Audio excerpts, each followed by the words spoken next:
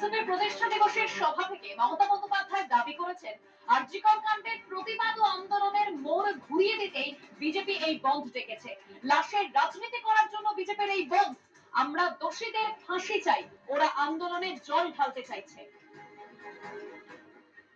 আজকে বন্ধ রেখে দিয়েছে বিজেপি জেনে শুনে, কারণ ওদের ডেড বডি চাই। আমরা শান্তি চাই, আমরা বিচার চাই, আমরা দোষী ব্যক্তির শাস্তি চাই, ফাঁসি চাই। আর ওরা দোষী ব্যক্তি যাতে ফাঁসি না হয়, বিচারের বাণী যাতে নীরবে নিভৃতে কাঁদে, ওরা কিন্তু আন্দোলনটাকে জল ঢেলে দিয়ে আসল আন্দোলন থেকে চক্রান্তের খেলায় নেমেছে, বাংলাকে বদনাম করার খেলায় নেমেছে।